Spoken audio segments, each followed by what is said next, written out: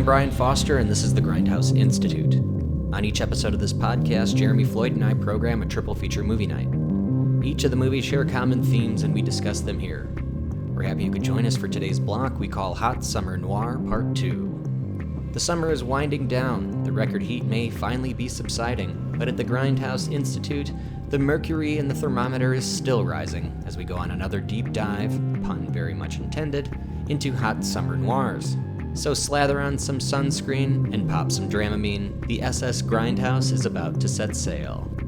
Ray and Polly's honeymoon at Niagara Falls is off to a rocky start. Ray's boss stood them up, their cabin is occupied by a sultry femme fatale and her grumpy husband, and people keep showing up dead. Oh, well, I'm sure nothing can go wrong on a boat ride. Upstream from the falls. Joseph Cotten and Marilyn Monroe star in Henry Hathaway's Niagara from 1953. While on a task in Rome to bring his wealthy friend home to San Francisco, Tom Ripley gets a taste of the sweet life and doesn't want to let it go. What's a better way to stay in the money than to get rid of your rich buddy and take over his life? Maurice René, Marie Laforette, and Alain Delon star in the 1960 adaptation of Patricia Highsmith's novel, The Talented Mr. Ripley. This is Renee Clement's Purple Noon. After losing their son in a car accident, Ray and her husband John decide to take a long sailing cruise in the South Seas in an attempt to move past their tragic loss. Their relaxing vacation is cut short when the couple encounter a strange, psychotic young man in a dinghy, who may or may not have sabotaged his vessel and slaughtered everyone on board. Nicole Kidman, Sam Neill, and Billy Zane star in Philip Noyce's Dead Calm from 1989. Thank you for listening to the Grindhouse Institute. Please enjoy.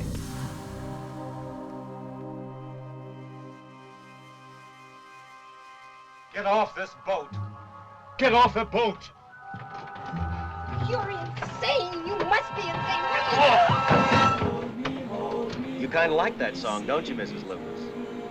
There isn't any other song. What is it, a turtle? No, it's bigger. It's a dinghy. Adrift.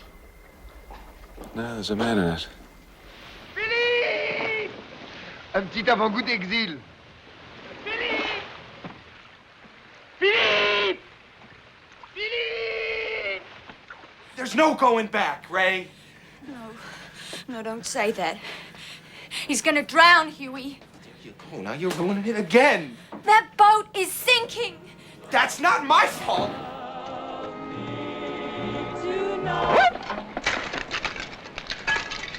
All right, welcome back to the Grindhouse Institute. I'm Brian Foster, and with me, as always, is Jeremy Floyd. Hello, and how are you? Oof. Is it me or is it hot in here?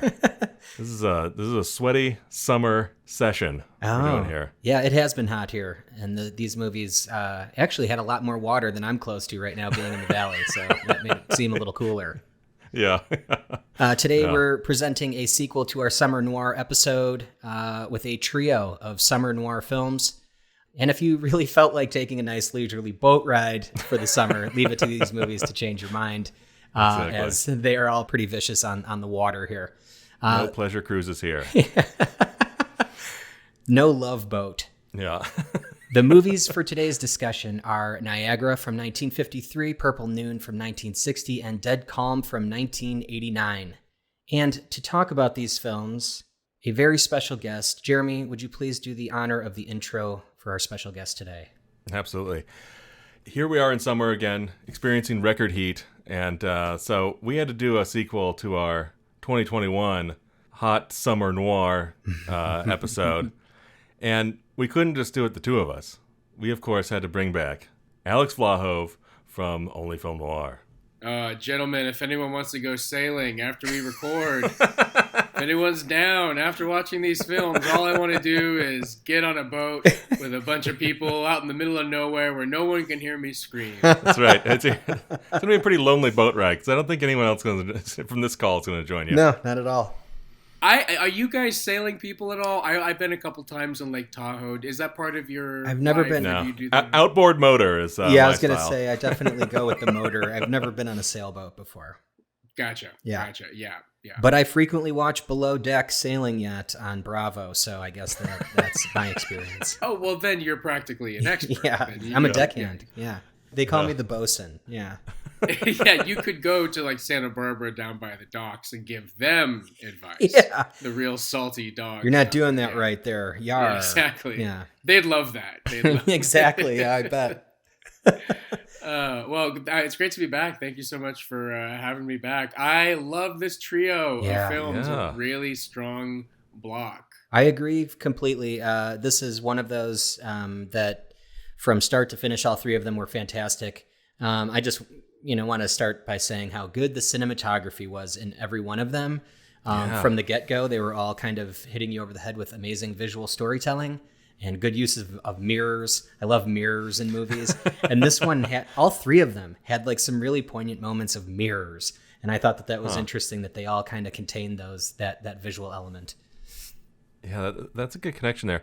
I hadn't thought about the mirror thing, but definitely it's wild. So this is a noir block, but they're all in color, and bright.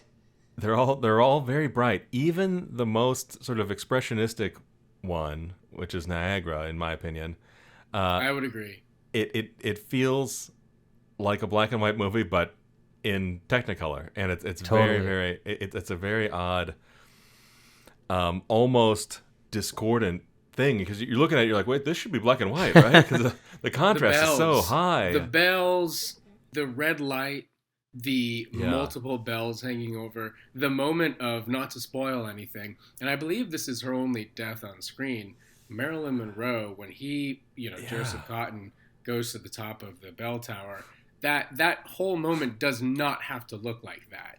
And yet it is so arresting. I think they used a matte painting for those effects of that top-down shot because those look like drawn-in bells because they were the bells that were ringing. And it reminded me so much of '89 Batman when they're in the belfry and that, it was like those top-down shots or like Vertigo, with the long shadows. The lighting's very low and. Yeah, that was a really tense scene and quite beautiful at the same time. But yeah, no spoil is on a 1953 movie. I think we're okay with that.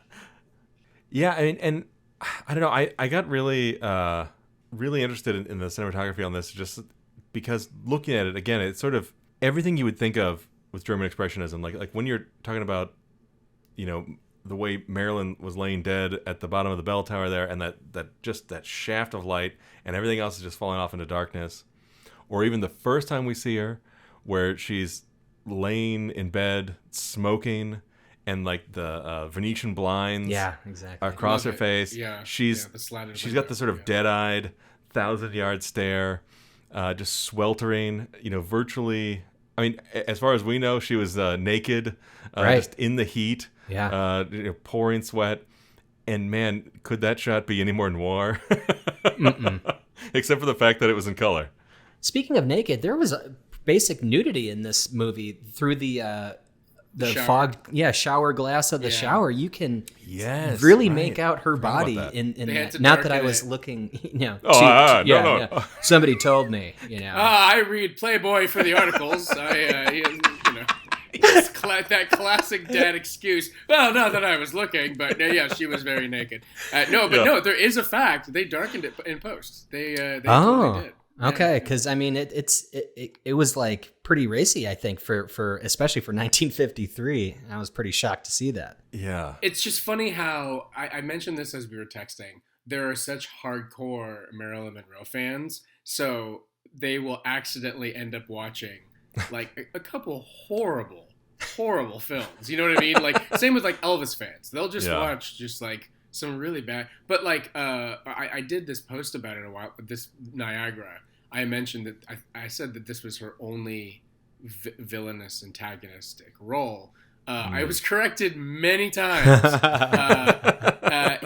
Don't bother to knock. That's the one. Don't bother to knock. I think she plays an evil babysitter in that one. Cool. Also, like she's in Asphalt Jungle. I don't know how overtly villainous she is in that, but I feel like she was a part of the gang. It's been a long time since I've seen it. I don't remember her being an antagonistic figure in Asphalt Jungle, but I do remember her, especially towards the beginning of Asphalt Jungle. Yes, for sure. Yeah. Well, there's no question in this one, though. She is definitely the villain. Plotting the death. Yeah. Does this guy? He works in the gift store, right? Her Peter or her lover. Yeah, that's what I got out of it. I didn't think that I thought he was just like a clerk, like that working the cash register, right? Like, okay. I think so. Yeah. I just love that idea. Is so to me it didn't register like where they had met, but yeah, okay, that's interesting. Yeah.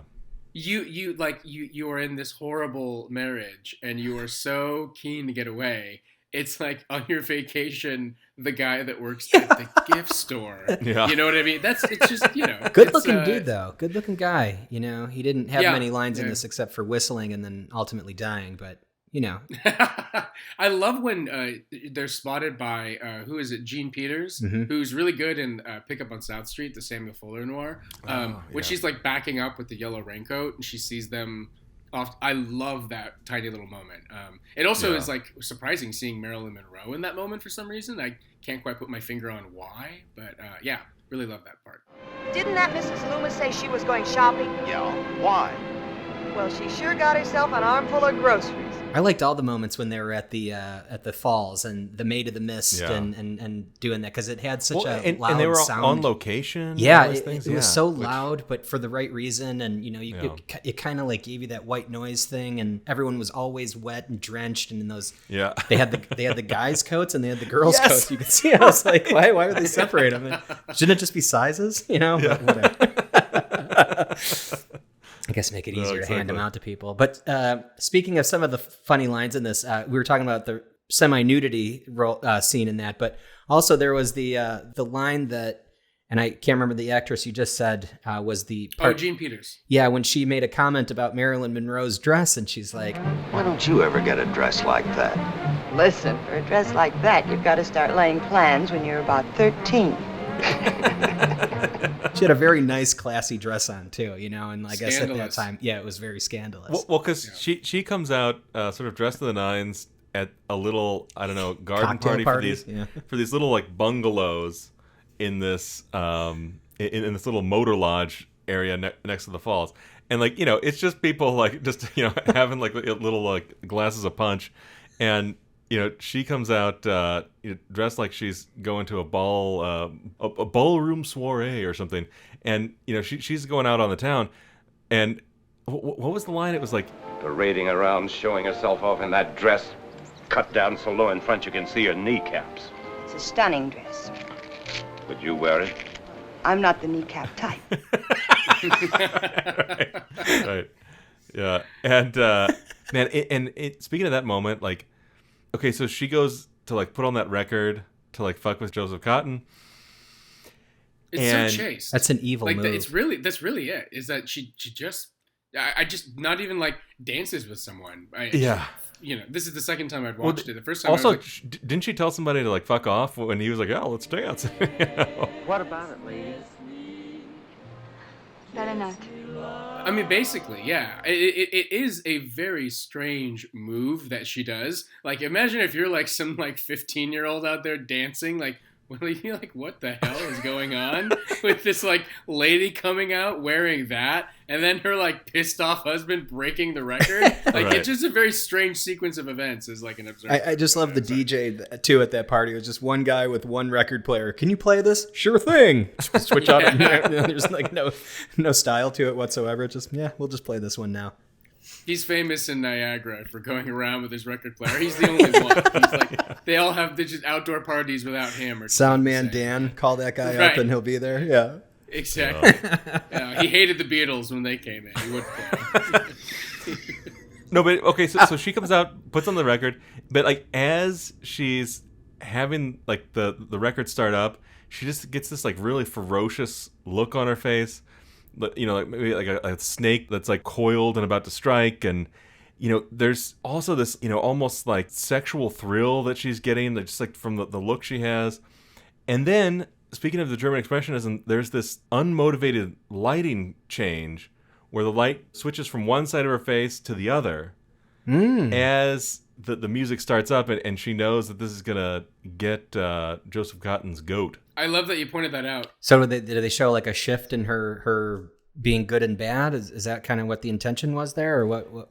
Yeah, I mean, like it was like, showing the darker side of her, but doing it through lighting. Like actually showing a darker side of her, yeah. The other side. The thing is, like, you didn't really need the lighting necessarily to do that, because she nailed it with the expression, and maybe they were worried that Norma Jean wasn't going to be able to pull this one off, but she did. She did great, yeah. She was awesome. I mean, she was ferocious in that scene. She's fantastic. I didn't notice that, but thank you for pointing that out. And just like the waterfall, begins with the waterfall, ends with the waterfall. There is like, I was thinking this is a little bit like Chekhov's waterfall of like, if you see it, it has to have a payoff, right? Yeah. And sure enough, it absolutely did. Yeah. You just rose right off of it. Joseph Cotton, by the way, just what a fucking legend! Like, it reminded me of his performance in that Hitchcock Shadow of a Doubt. Shadow of a Doubt. Yeah. Yep. How much do you love Dark Joseph Cotton? Oh, he's great. I love him both as the straight-laced protagonist. The wives with their meaningless lives. He's a dark guy. But they're still human, aren't they? Are they? He's fantastic. That's all Shadow of a Doubt. That's pretty good. Yeah. I haven't seen that in a long time. It's Uncle Charlie, right? Yeah.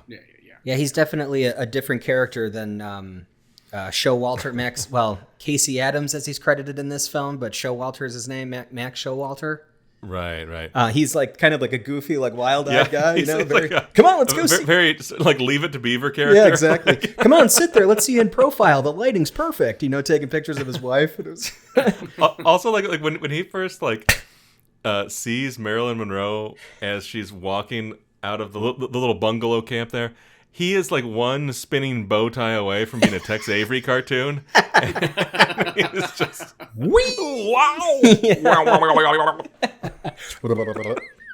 It's like Jell-O on springs.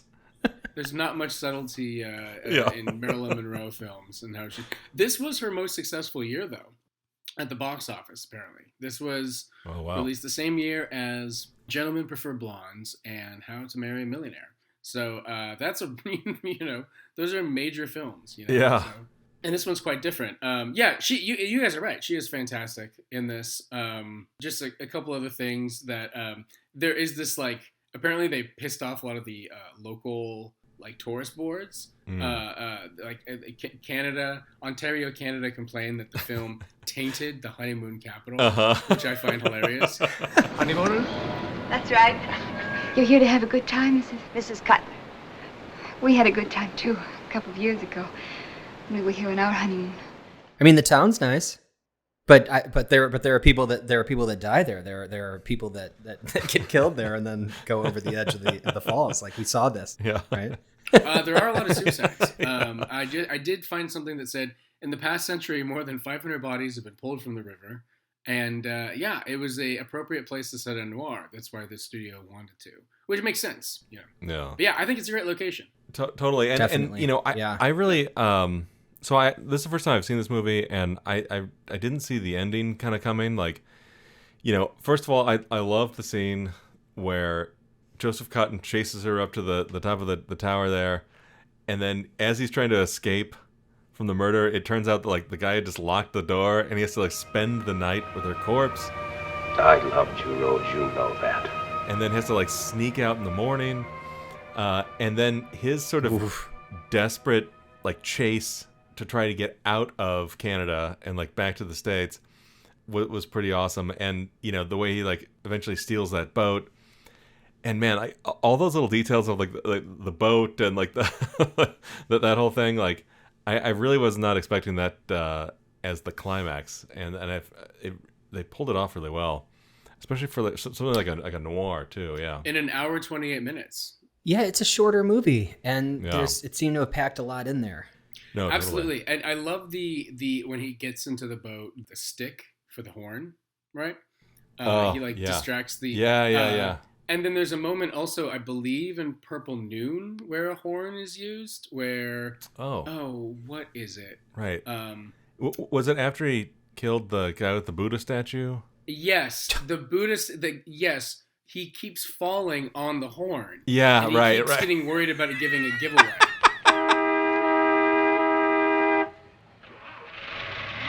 So when I saw that happen, I was like, oh, that's so funny that's coming back as like a interesting plot device. Good catch. Yeah, well, and then also like just like in terms of quickly like connecting some of these movies, like not only are they all in color, they're all like sort of sweltering hot summer noirs, but with this one, there's that third act peril on that boat. All three of these movies have peril on a boat. Yeah. I mean, dead calm is pretty much the entire time. Yeah, the whole thing is peril on the boat. But for U.S. audiences, this is all three of them are set in sort of foreign locales. They're all sort of ruined holidays. They all involve love triangles in a way. Interesting, yeah. Yeah, you're absolutely right. Murder. Purple I mean, there's murder. Yeah, there's some murder. There's some murder. There's some murders. Casual murder. Is there any better pairing of three films than these? I don't think so. And I don't think did any of us think of that before we put these films together? Or was this kind of like a pleasant surprise as we were watching them? I think a pleasant surrise. For me, for sure. Yeah. The vacation, I think, was one of the themes of like trips. Dead Calm was the new one for me. I had never seen Dead Calm. Me neither. I've heard about it for several years, obviously, but I had never seen that movie. And I think that's one of those movies that kind of gained its respect over time. Like right when it came out. I think the acting was pretty well lauded, but the movie itself was people had problems with it. But over time, it's become that classic. Yeah, I mean, all three of them have had such fascinating journeys in Hollywood. I mean, Billy Zane again playing the spurned lover in a love triangle and on a boat. You will obey me, Rose Loomis. Oh wait, wrong movie. Exactly. Not that I want to move all the way to Dead Calm yet, but I think that we could have put this together as a Billy Zane heel trio. We could have had Titanic. We could have had Dead Calm, and then we Zoolander? Oh. No, he wasn't a bad guy in Zoolander. No, I'm just joking. We could have put Demon Knight in there too, the Tales from the Crypt movie, because he's the bad demon. Good call. He plays a really good villain. Maybe we'll wait for Dead Calm. Just one quick button on Niagara. So earlier we were talking about the sort of shower scene. Not that totally relates to this next point that I'm getting to, but you just wanted to bring up the shower again. Slightly connects to it, in that I feel like every time, Alex, you come on the show, we end up finding some films that predate and have elements of Psycho in them. And Niagara is no exception. Yeah. What is the last name of Rose and George, the Joseph Cotton and Marilyn Monroe characters? Loomis. Yeah. Loomis. Was that like a popular name at that time? Because it's in like tons of movies. Loomis is That's a really good point. Oh, that's great. I love that connection because I was obviously thinking of Halloween, but yes, of course, it goes deeper. Yeah, well, because in Psycho, it's the guy that Janet Leigh is having the affair with. His name is Loomis Hardware. Right, and that's and Dr. Loomis is, I believe, an homage to Hitchcock. Totally. Exactly. Right. Well, and then this is a slight, very thin reed connection, but it was like there was that line about they were trying to explain what Joseph Cotton's deal was. She said her husband was in Letterman. What's that? It's an army hospital, mostly psycho. So there you go. I do remember that line. Good call. Catch. Yeah. I guess the only thing I want to say one more thing about Niagara is that there was the scene at the end where Marilyn Monroe gets a note from, I think Patrick is his name, her lover. And he says, I'm going to play our song, the song that she continues to play over and over again through the bells. On the bells, right. On the bells, and then you'll know it's okay, yeah. and then we'll head to Chicago. I think that's kind of like their destination. Yeah. And all of a sudden the bells start going off, but you see where she's looking. She's looking fucking all the way across town. I'm like, wouldn't you be sitting by the bells to know like when this is going to happen to maybe make your escape a little bit better? Can't be that obvious. Right. Yeah. Your lover probably wouldn't have gotten killed at that point then. I do love her walk on the cobblestones. It's such a long take. Yeah. And they just stay on her, just like walking away from the camera. I love that. Yeah, it's seeing her in this is still kind of startling. It's not the usual bubbly Marilyn Monroe. Yes. Okay. performance. Exactly. And just to like put the button on the performance thing is like, yeah, you're right. Like, you know, oh my God, what's it called? The Millionaires movie, Who Wants to Be a Billionaire? What's it called? Yeah, I mean, How to Marry a Millionaire. Slumdog Millionaire? How to Marry a Millionaire. Oh, How to Marry a Millionaire. You know, How to Marry a Slumdog Millionaire. How to Marry a Slumdog Millionaire. You know, 7-Year Itch, you know, Some Like It Hot. You know, she has kind of very bubbly and you know, this type of performance, a very Marilyn performance, right? This is not the Mr. President Marilyn, right? Like this isn't exactly, and and another moment that stood out to me where her performance seemed very unstereotypical or whatever for her career was the moment where they had her identify the body. Yeah, and she like fainted, short circuited and passed out. Yeah, you know? and it was done so convincingly. Yeah, exactly. I thought that was a pretty rough scene. I mean, to think that, you know, you're expecting like, all right, the plot worked, you know, let me go identify my husband and take care of the rest of this business. And all of a sudden you're like, whoops, right? That's not my husband. Well, because at the time, we, the audience, didn't know why she was able to sell that so well. It's because she was actually shocked. The character. Yeah. Really well done, right? Like from a movie standpoint, cinematic standpoint. Right. She really wanted to be taken seriously. This was one recurring thing, if you read about her life, is she really wanted to be taken seriously as like a honest to God, like hard-working, like Oscar-winning actress. And to the point where she'd have like her acting teacher on set with her, and they would not come out of the trailer or her quarters, just working on the scenes. And it really became this need to be taken serious. I mean, who can blame her by how she was treated? Yeah. But this is one where I'm like, well, hey, I take you seriously in this, and it works. So good. She's really fucking good. And it's become now one of my top favorite movies. This was a lot of fun to watch. It was great. I can't wait to watch this again sometime. But and then also, like, you know, maybe part of her performance could be attributed to the director Henry Hathaway, who is sort of this westerns underrated director. He did a ton of westerns, but he also did a handful of film noirs, including The Dark Corner, which we watched I think last time we were all together. Nice. Kiss of Death, Call Northside cool. 777, and he makes these really great and interesting movies, but doesn't have the same sort of cachet as, you know, your Billy Wilders and certainly not Hitchcock and it's not like the household name, you mean? He's not a household name, even among film nerds. Right. You know? Well, you mentioning Hitchcock is a very Purple Noon, right? Patricia Highsmith, who wrote Strangers on a Train. Yes. I mean, great all call. those Ripley. I've never seen The Talented Mr. Ripley. Have you? Neither have I. I was going to ask you guys if you had seen it, but I didn't pick it up because I watched this without doing any research. And then I heard the name Ripley when the movie was, or read the name Ripley as I'm reading subtitles, right? And I was like, wait a second, this sounds like a familiar storyline to that. And I'm like, I wonder if this is the same thing. And then obviously finding that this is based on that book is interesting. I think there's 5 of them. Green Leaf. Green Loaf, I think he called them at first, right? Au revoir, Monsieur Greenleaf. Greenleaf? No, Greenleaf, pardon, Greenleaf. Green Leaf. There's another Ripley movie called Ripley's Game with John Malkovich. Have you guys heard of this one? No. So good. It is so fucking good. Oh, I thought you said no good. Sorry. No, so good. So good. It's from 2002. John Malkovich wanted to do The Talented Mr. Ripley for a long, long time. He lost the rights to the adaptation, so he did Ripley's Game, and that's one of the other Highsmith novels. There's he kills guys in a bathroom on a train. It has this horrifying ending. So it's Talented Mr. Ripley plus Strangers on a Train equals Ripley's Game. There we go. Yeah. You just need to bring back Freddy. Crisscross. This is we brought this up before, but this had a really vicious kill with that jade Buddha.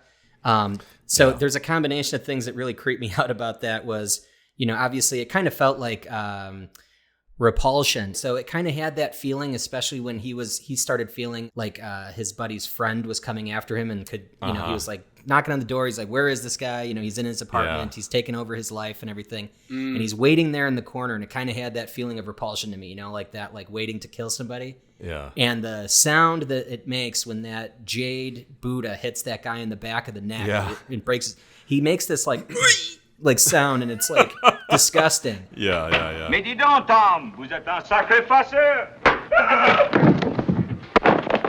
He hits the ground, and then in a really stylized way, they knocked all the groceries down too. And so all the tomatoes and the chicken fell and hit the ground. Red tomatoes. Awesome. Bright red tomatoes. Yeah, the chicken too. Yeah. Yes. Oh man. But then later on, like the next scene, the guy's got the roasted chicken completed, like, and he's eating it like nonchalantly, like he put this thing together, and it had like all the accoutrement with the chicken. And I'm like, well, at least he's not letting his groceries go to waste. But I don't think that's the first thing that I would do if I had just killed somebody with a statue. You know, like I'd probably get the fuck out of there. That moment really stuck out to me. It was brutal. The green statue, the red tomatoes, and then there's a moment right after he does it. He walks over to the window and looks down and sees like kids playing and like screaming. Right. And, Yeah. you know, Which also kind of felt like repulsion. Repulsion, to exactly. your It was like that Brian. whole sequence there. Oh, Yeah. interesting. Or vice versa. I saw that as here's someone who has to work so fucking hard to get to that level of that class, right? Yeah. And here he is murdering a dude, and yet there's kids out there born into this that will never know this struggle, that are just immediately given purchase by virtue of their family, their wealth, their status, whatever. It's just like, it's just so easy for them. And it's also like, you know, there's the practical side of like their sound covers up any sound from his apartment. It's loud outside. Life goes on. But to me, I was just like, that must be so cruel. Like, it's weird to sympathize with him in that moment, and I'm not. But he's done so much to try to be in that circle, and those kids including taking over someone's life. Like, yes. It's insane. Well, that's kind of the thing is like they portray the people he kills as, you know, these assholes, like these total fucking pricks, stealing canes from blind people. Right? Yeah. Well, he bought it. Yeah, bought the shit out of it. But like, but he's a rich guy that won't even spend his own fucking money. So fuck him. You know, he talks shit on him all day long, right in front of his face. You know, the other treats guy him like garbage. who got killed by the Buddha, who was Freddie Miles. Yep. Yeah. So it's funny in the remake, Freddy is played by Philip Seymour Hoffman, and I always kind of just in my mind describe him as the Philip Seymour Hoffman guy. Right. But anyway, Freddy 2, like the first time he met him and the second time he met Ripley, you know, was being a complete fucking douche to him, and so he didn't in a way, like the movie. While you can't justify and you can't sympathize sort of morally with what's happening, at least like he wasn't killing sympathetic people. Right, really. we were okay with them dying, right? There was like a built-in like, these guys are assholes. These pieces need to be removed from the board. I'm so ruined by horror films that if a character's mean, I just expect them to die. Yeah. Because I feel like that's like the screenwriter being like, you'll be okay if this person dies, right? You know, that is so often the case. It's exactly what it is, right? Yeah. But it works here. Right after that scene, though, is as when, what's his name? Tom Ripley, he has to take the dead body then across town and like hide it. You know, he kind of did this Young Frankenstein thing. You know, it was like, you know, people or kind Weekend of at Bernie's. Yeah, exactly. I saw Weekend at Bernie's. Ooh, it's cold out here. You know, that's the ticket. Doing Gene Wilder shit. I love that section. I forgot about that when he has to actually drag Freddy down. There's a shot with his arm going over the railing, one of those like beautiful ornate railings. And so many little details. Yeah. When he does the first murder on the boat, you don't see the knife go in. You just see his hand thrust towards him. Yeah. Yes. And you see the guy's reaction, and then it cuts to a faraway shot of just the boat, and then it goes back to the guy's reaction. And I love that.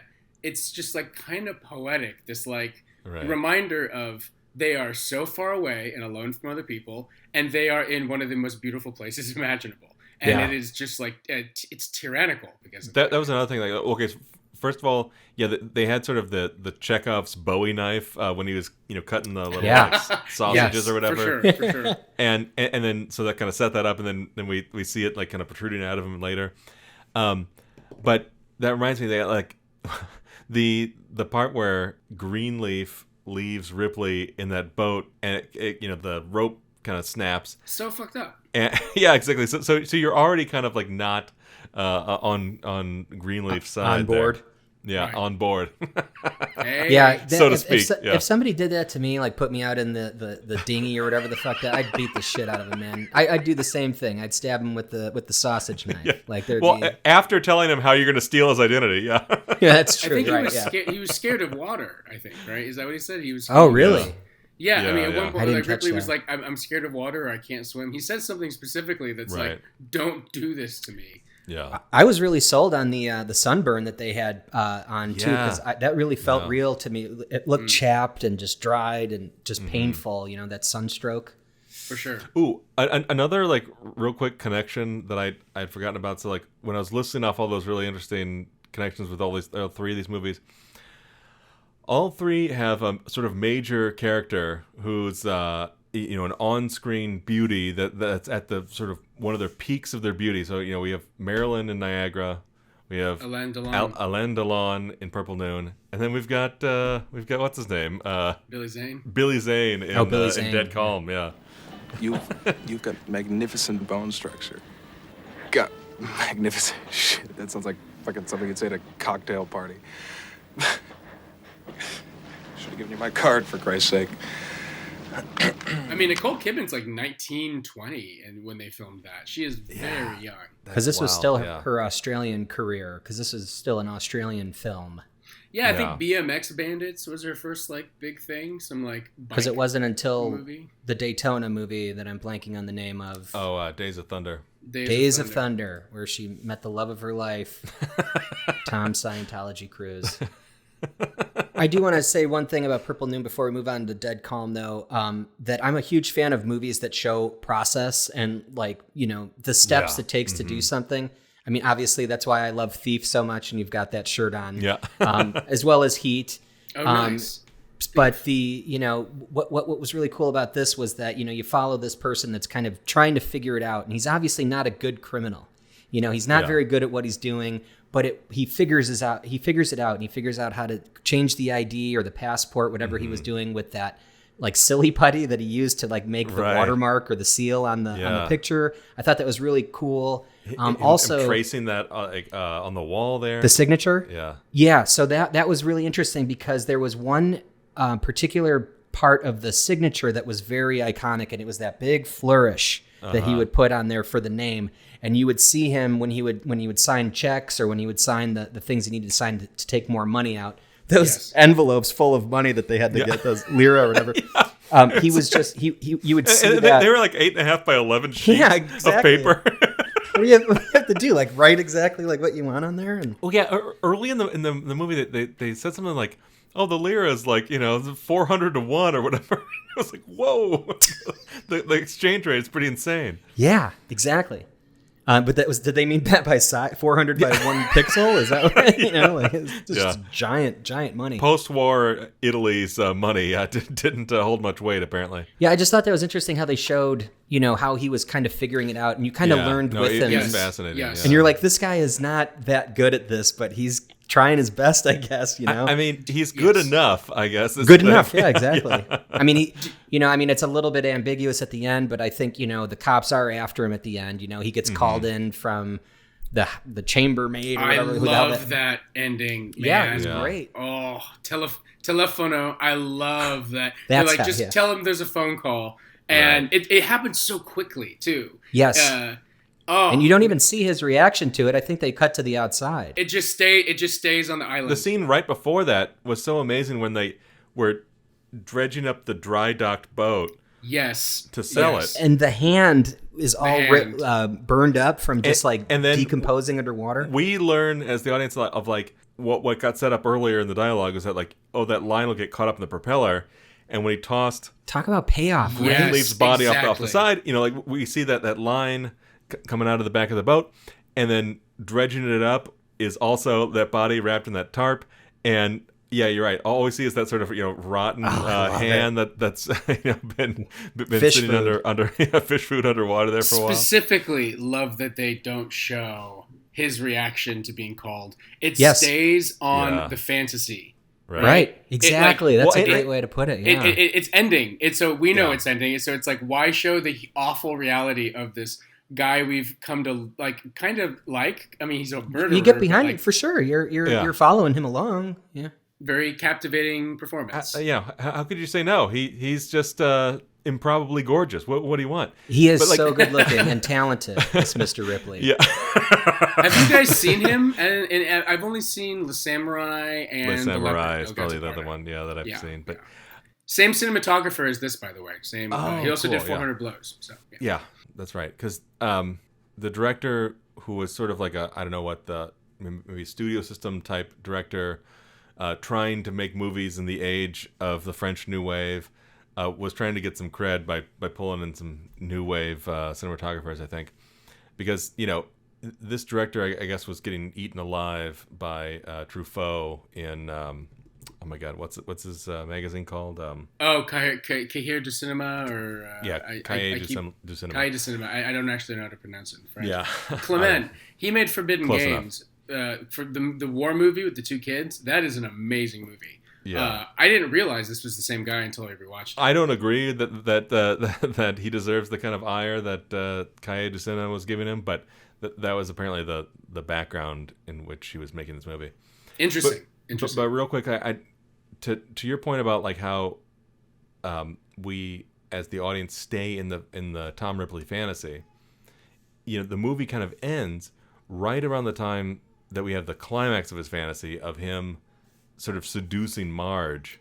Right, exactly. In right those at the end. Real tight close-ups. Yes. And then, he goes to like relax on the beach there and, hey buddy, you got a phone call. Yeah. Yeah. It's almost too much of a degradation to show the arrest and the inevitability of what you see in every other procedural, but just by staying on that island, which also kind of looked like Morro Rock a little bit, if you've ever been to like Morro Bay up in San Luis Obispo. It's just like this giant hump of a rock. And Nino Rota, the Third Man, I believe, composer. Godfather composer? No, excuse me. The Godfather composer. My bad. Yeah. Nino Rota. It did the music for this. Yeah. The Godfather, is that a movie that I should have seen? Is that something? Is that a popular film? You may have heard of it. Yeah. Some people like it, some people don't. It's it's not that big. It's not that big. Like the most universally loved movie. Yeah. Those people are called dads.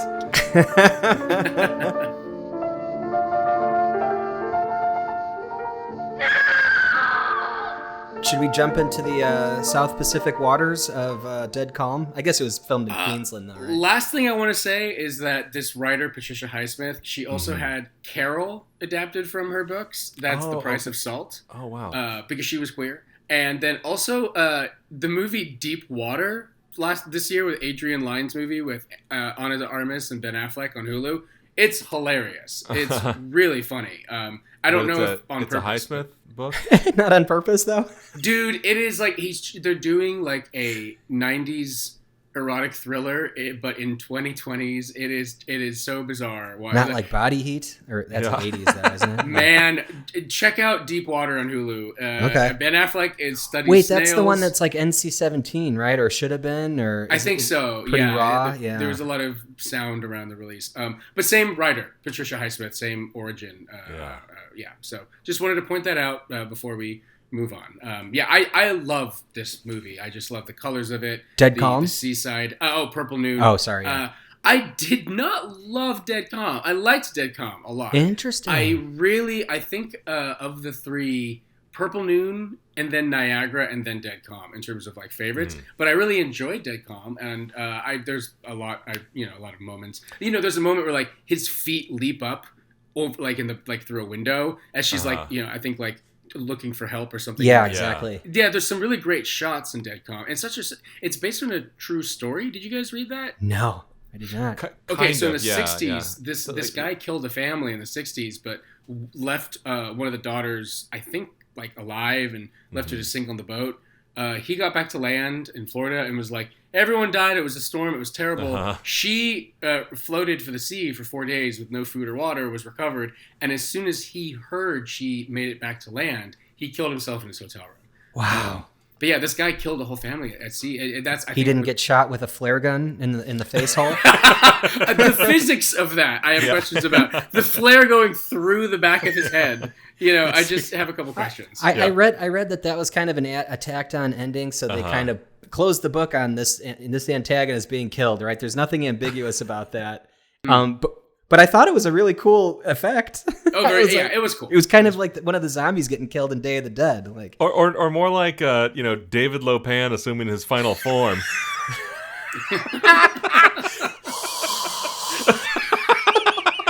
Certainly same effects level with like the flare Yeah, and exactly. the gradiate, You were not put on this earth to get it, Mr. Burton. Get it. Indeed. So it's funny when we were putting this blog together, little behind the scenes programming note. I think Alex has suggested a handful of films. Niagara and Purple Noon were sort of at the top of them. And you're talking about like how it's like Vacation and some of the stuff on the water. And I had seen Talented Mr. Ripley, and so I kind of knew the basic outline anyway of Purple Noon. This is my first time seeing that as well, and I had also read the book for Dead Calm, but I'd never seen the movie. And the book is what the event is based on, just to be clear. Right. Not the, so Charles Williams, the writer of this, he wrote a lot of like pulp novels, and he wrote a bunch of like sort of nautical based, pulp, or which would be in print, and then film noir on film, including this Dead Calm. And yeah, you're right. Dead Calm had some inspiration, definitely from this true story. I didn't know the details of that true story, which is interesting. But what's cool is like this is like the second attempt at trying to make this movie. The first attempt was by Orson I read about Welles. this. Yes. I did read that. He had the rights to it. Or he started filming it actually, right? He filmed like most of it. Yeah. And there were like like a handful of scenes left to do. Because the way Orson Welles, unfortunately, in the sort of post Touch of Evil landscape, from the 60s and 70s, was him doing either an acting job or a Paul Masson, a brandy ad, or whatever to try and like pull in some cash. Yeah, he would then like funnel that directly back into these independent productions, and you'd bring his friends or whatever to come out and shoot some stuff with him. Some of which were never completed. Some of which end up being F for fake, which is amazing. A lot of them which were not completed, but F for fake is the Deep, not amazing. The Deep. That's what this was supposed to be. The Deep. Yeah, The Deep. The name of it was The Deep, not the Robert Shaw movie. I think that eventually did get made, but he was doing an adaptation of Dead Calm, and in the book Dead Calm, the sort of Sam Neill character that goes over to that other ship finds that there's some people alive there. Still alive, right? Yeah. So this one's definitely a little different. One of them was Huey's wife, right? Yeah. The Orson Welles adaptation, which was interesting, like, so apparently they had gotten pretty close to having it done, but the movie had Wells in a small role, had Jean Moreau in I think the Nicole Kidman role, and Lawrence Harvey in the Billy Zane role, and apparently they had maybe X number of scenes left to film, and unfortunately Lawrence Harvey died in between. Oh my God. Getting the thing made, so it was like they had to scrap the whole thing, and it was like they couldn't just do the Ed Wood, have his dentist cover his face and pretend to be Bela Lugosi, and it's unfortunately, uncanny. like, well, except for the hair, yeah, exactly. Unfortunately, the way Orson Welles was making movies at this time was like that he would, get enough money together to film for like 2 weeks, and then he would go off and raise some more money. A true independent filmmaker. Film for another week, raise some more money, film for 3 weeks, and then something would happen, and like, right. And pretty much every time something would happen, and unfortunately that's what happened with this one. I didn't realize that Lawrence Harvey, who I looking at this, I think I know best from Manchurian Candidate. I didn't realize his death played such a big part in that project. Yeah. Huh. But well, I love that there is a Wells in a vault somewhere on some foreign shore. I'm sure this footage exists. Oh, totally. Whether or not it's like, decipherable or compatible with anything else. There was like a German documentary. Damn it, I'll have to look up the name of it. But a German documentary where all they were doing was talking about the Welles projects that had never come to fruition. Oh, it was called Orson Welles' One Man Band. And it's a good title.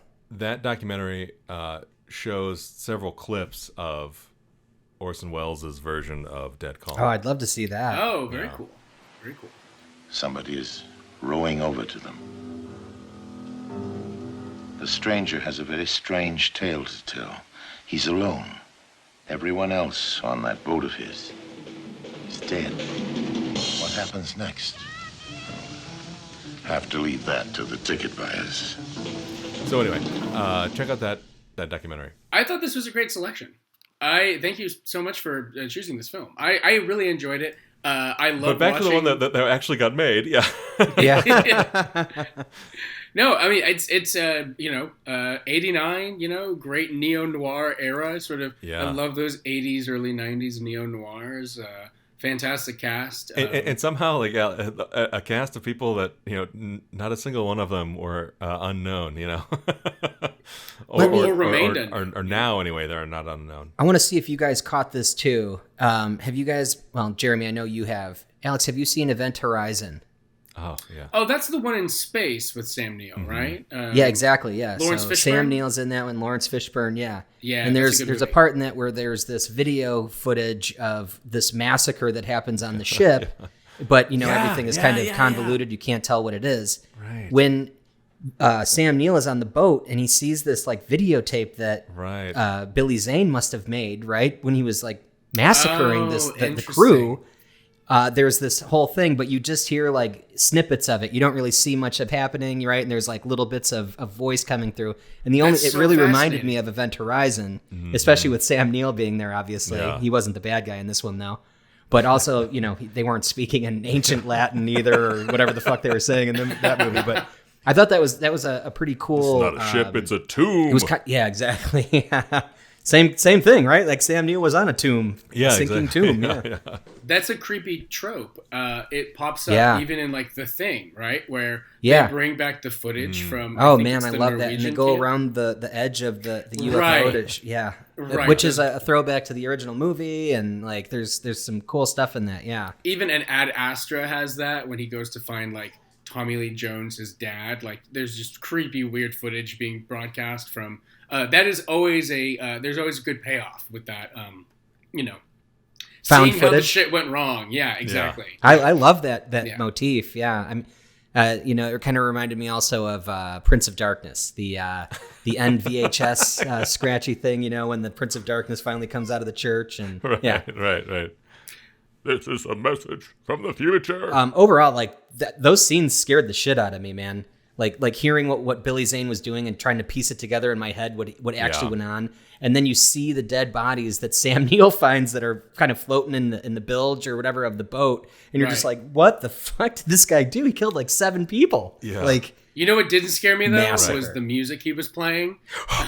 Just like that music, never mind. The worst like guitar, I liked that. I liked hearing that Token song, but he had like this like. Just like a general dude singing a song with Rusted a guitar. Root, Medeski, Martin and Wood type of, I think that's what he said too. He's like, this is just garage band type. Man. It was this is somebody really getting down to the music. Low production, garage music. That's what he says. But I did like the score of this film. The score was very interesting, and it had a lot of interesting notes of like breathing in it, which was intensified quite a bit. And it was really good when they kind of added that to the big squall that was about to hit the boat. And that was like when Billy Zane was in that drugged out mode of trying to kill Nicole Kidman after eating all those Quaaludes or whatever. And all of a sudden there's like this score, we'll cut to it here, I'm sure. And this director did Philip Noyce had quite a career. Patriot Games, Clear and Present Danger, all those Jack Ryan adaptations. Right. Yeah. So how did we get this far into this podcast and not talk about the beginning of Dead Calm and how it has absolutely nothing to do? So bewildering. Actually, the very, very, very, very, very beginning is interesting because the very first show we all did together was a Christmas Noir episode. And this movie, I guess, with that very opening shot of like Sam Neill rotating back into civilian life on Christmas Day or whatever, maybe it counts as Christmas Noir, huh? Wow, that is sliding in under the banner of technicality. That is a stretch, but I love it. Dead Calm as a Christmas film? Sure. Why not? Yeah, why the hell not? That's great. Merry Christmas, Captain Eager. Merry Christmas, Evan. Merry Christmas, sir. But yeah, he gets to the train station and he's like, why is my family not greeting me? And we find out that there's been a tragic car accident. And when we cut to the flashback of the tragic car incident, on film, it doesn't look quite as tragic. It looks kind of comic with the kid like flying out, torpedoing like out of the car. Football. Yeah, exactly. Straight. He looks like a DOS boat torpedo. Exactly. Wolfgang Peterson, rest in peace. I know, just recently, yeah. Right, exactly. And Never-Ending Story. Never-Ending Story, totally. So unnecessary. So unnecessary. The very unnecessary ending because there's no payoff. That sort of comical shot, as sad as it is, like the way it was filmed kind of looked silly. But the part that felt tragic for the audience is like, Sam Neill going in to see the injured Nicole Kidman as she's laying in the hospital bed. It's like, oh my God, this is crazy. And how sort of traumatic that opening was, which ended up sort of having nothing to do with the rest of the movie. And then on top of that, this is like a kind of a, it's a straight up thriller suspense movie that ends with the sort of like apeshit ending with like the David Lopan head exploding. The flare, the signal flare in the forehead. And so it's like, wait, does this movie really need this opening? No, because I thought at one point like Billy Zane would get sent out of the window or like the boat would stop all of a sudden on a dime and then he'd get shot through. Something that kind of harkened back to the beginning. But there was nothing. And real quick, just for the people, I guess, who haven't seen this movie and maybe can't find it or don't plan to, like the movie opens with, so Sam Neill and Nicole Kidman are a couple. They have a young son. Nicole Kidman and the son were driving and they get in a car accident and the son dies. And it's this really pretty traumatic opening for what ends up not having anything to do with the rest of the story. It's like, in fact, in the book, and then I guess in the Orson Welles movie, the couple that are on the boat, the Sam Neill and Nicole Kidman characters, are just on their honeymoon. You could have just done the story that way. That sounds like that works too. Why have this horrifying opening that has nothing to do with the rest of the movie? They could have been at peace. Right, and then all of their peaceful sailing, they're in the middle of nowhere together, just the two of them, is just completely ruined when Billy Zane paddles his way onto that boat. Yeah.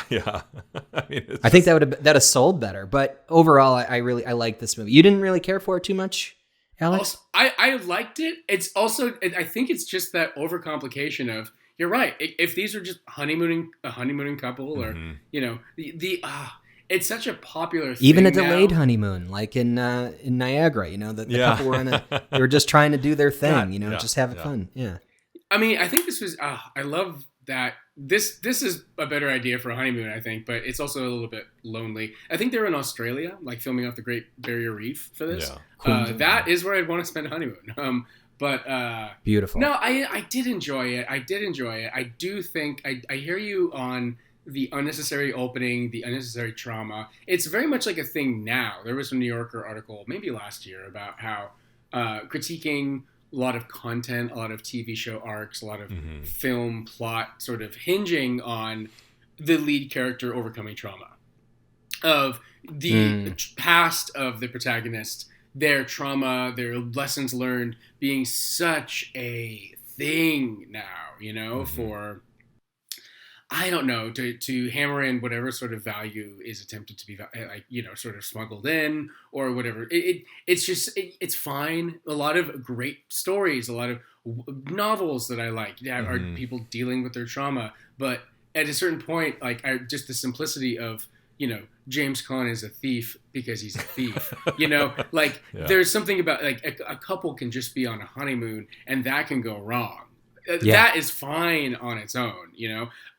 There's another. What's the other? Oh, The Thing. Well, going back to The Thing. I don't know that I would make this choice myself, but like it would be one thing if the tragic car accident somehow played into the thriller later on, like that she grew or did something, but it literally had nothing to do with anything. No, nothing happened. So it's like, what the fuck is it like?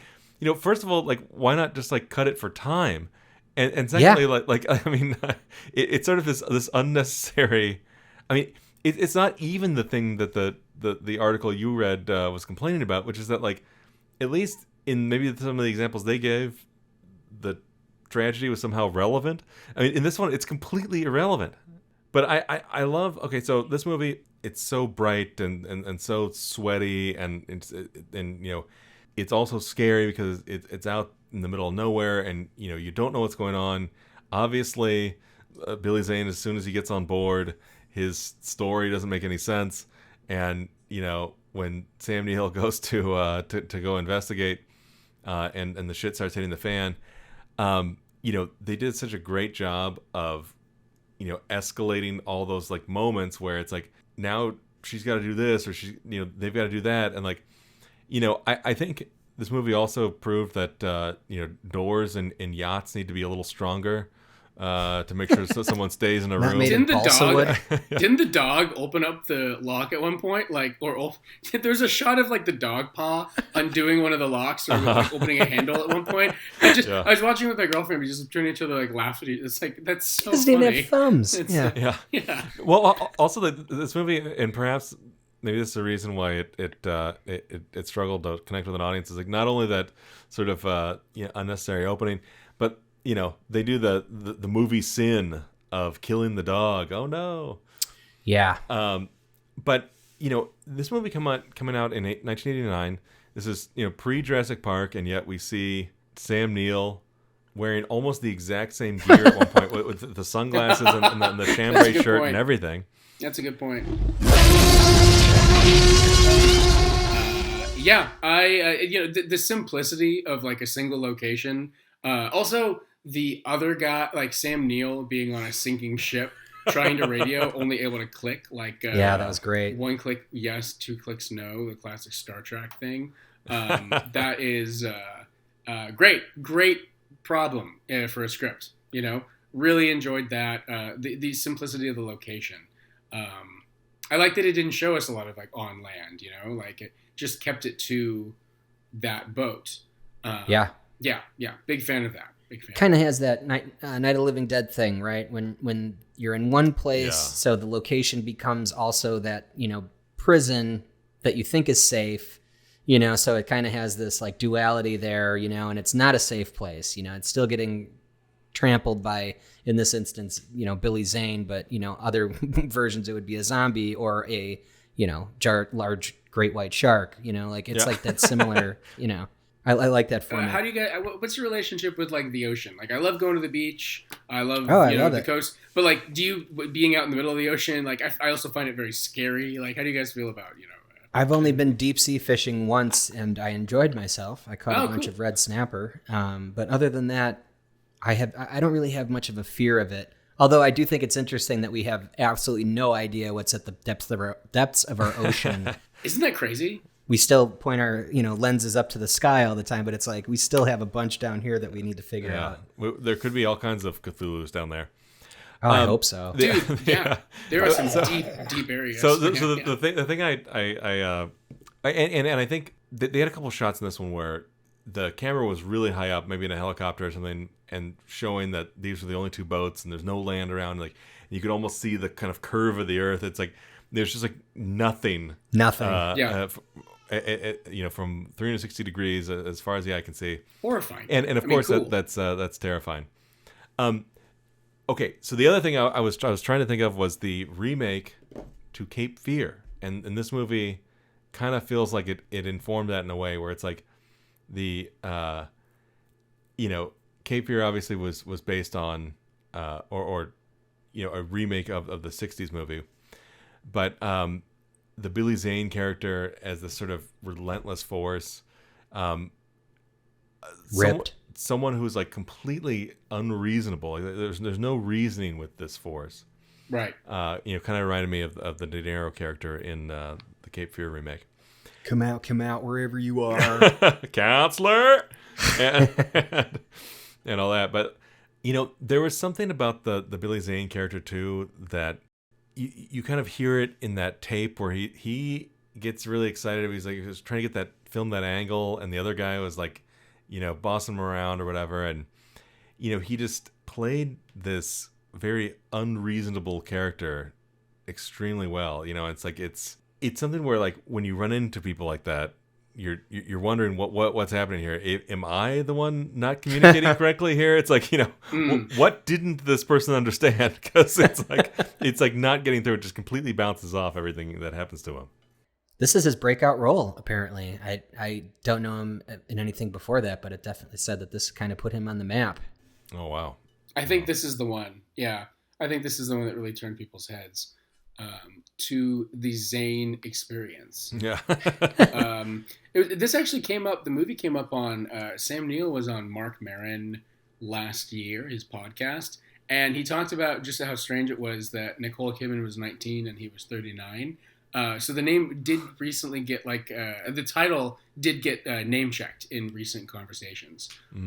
But that's like Hollywood's been doing that since. I mean, it's what is it like Vertigo where James Stewart is, this is an exaggeration, but James Stewart's like 90. Yeah. Kim Novak's like 15 or something, something crazy ridiculous like that. That's not actually what it is, but Joseph Cotton was, 20 or 30 years older than Marilyn Monroe. So yeah. And it's so funny because I didn't really think about that because I just considered that film and him associated with old Hollywood just as like a schmear. But yeah, there's one crazy famous one about Elizabeth Taylor. I think it's John Ireland. I might be wrong, but where it's like he's in his 40s and she's like 17 or something like that. There's a couple that is just like, what are you doing? This one's pretty. That's pretty. Pretty good gap. Sorry, not to keep on this subject. Who's the McDreamy hair guy from Grey's Anatomy? Can't Buy Me Love actor. Patrick Dempsey. Yeah. Patrick McDreamy. Patrick McDreamy. Patrick Dempsey's first wife was something like decades older than him. Not worth getting into now. Yeah. Google it sometime. But when he was in that Brat Pack era, his first wife was I think in his he was in his early 20s. I think she was in her late 40s. Patrick Dempsey of Scream 3 fame. Exactly. Yeah, fame. Yeah. I really enjoyed. Thank you for selecting this one. I've never seen it. I love Seaside Noir. I do feel like the execution, it wasn't all I wanted it to be, but I really enjoyed this one, and it's great to see an early Nicole Kidman performance. I agree. All three of these were pretty exciting to me. This is all the first time I've seen any of them. And yeah, I'd say Niagara definitely was my favorite of the three for this time. I just thought it was such a great film, and from the get-go. If I had to rank them, I would probably rank them in order of chronology with Niagara, Purple Noon, and then Dead Calm. Yeah. Nice. Yeah, right on. I think I'm Purple Noon, Niagara, Dead Calm. Yeah. Well, then I guess I'm also probably in Brian's camp there of Niagara, Purple Noon, and our good friend Dead Calm. Real quick on Purple Noon, does anybody have any idea what the title refers to? The French title is Full Sun or Plain Soleil sounds cool. The French title, it has a rhyme in it, Plain Soleil. So that might be it. Also Purple Noon, this might just be too much of a stretch, but there's something very porny and erotic about using purple, and especially that this is a homoerotic fixation, like, I don't know, noon, like something about sex in the afternoon, like, I don't know, there's something almost phallic about it. I might just be totally looking into That's that. the purple thing, yeah. Yeah, I don't know, but I always loved Plain Soleil because it sounds cool, and Purple Noon because it has like, it almost sounds like a 70s porno. But it's not. This is like a very high, very Tony esteemed film. Ripley does Greenleaf. I love this block. I thought this was a really, really strong trio. I was so happy to rewatch these films and be able to think about them a bit more critically and have some notes of like, what the hell is that doing there? Or, I love this moment, it's always fun to chat about this stuff with you guys. Absolutely. And I love how this version of our sort of sequel to our last block is so different from the last, Hot Summer Noir episode. Yeah, there were some very melodramatic choices in there. Place in the Sun, which I really like. I guess Niagara is a little bit melodramatic too. Also, Body Heat had its moments. Yes, yes. Plus, this is one of those movies where people weren't smoking a cigarette and then, running 12 miles or during, like William Hurt was. Could you remind the audience where they can find you online? Yeah. So Instagram, OnlyFilmNoir. I've been posting more on Medium too, just to get those like cool articles out there. But I've been putting the Summer Noir, I guess, posts, mini essays on there. But yeah, OnlyFilmNoir Instagram.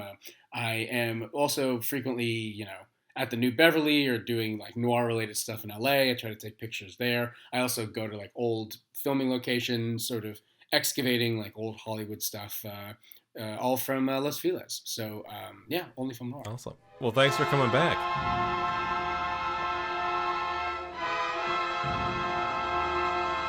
Next time, our next episode is going to be called Time is Luck. And this is the long overdue Michael Mann trilogy that we've been talking about for so long. We're going to be talking. We actually teased at one point, and we're doing it again. It's like never going to happen, but it will happen. We promise. This episode's called Time is Luck. We're going to be talking Thief, Manhunter, and Heat. Finally, Heat. Finally. Yeah. Finally getting Brian to watch Heat for once in his life. So if you already listened to our teaser the last time, we're really going to do it this time. Trust us. We promise.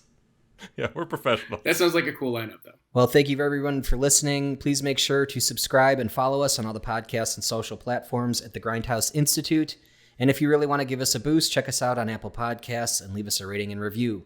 It helps us to get noticed. Thanks so much, everybody. We'll be back next week. Ciao.